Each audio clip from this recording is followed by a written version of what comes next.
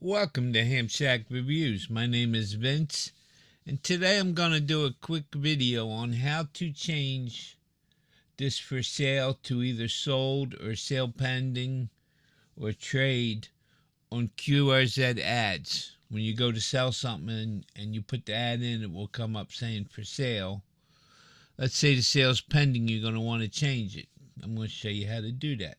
I'm going to pick this Heil Pro 7 headset since I actually have the sale pending, and I'm going to click it. Now the ad opens. Then I'm going to come over here to the right to where it says Thread Tools.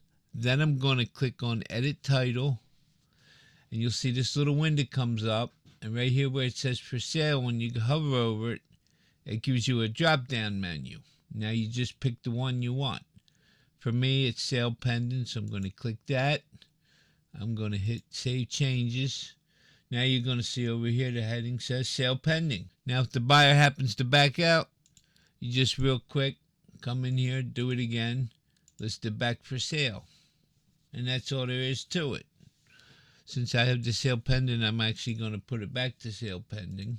Remember, when you're selling on QRZ, always look out for scammers. It's good to have your email address on your QRZ page, because that's a way to verify who you are. And if you're dealing with someone, I always go to their QRZ page and contact them directly from that email. And if there's not one there, then I'm a little leery about dealing with the person. I hope you found this helpful. Please remember to like. A like helps my page. Subscribe and ding that bell to catch all my videos. Thank you, and 73, my friends.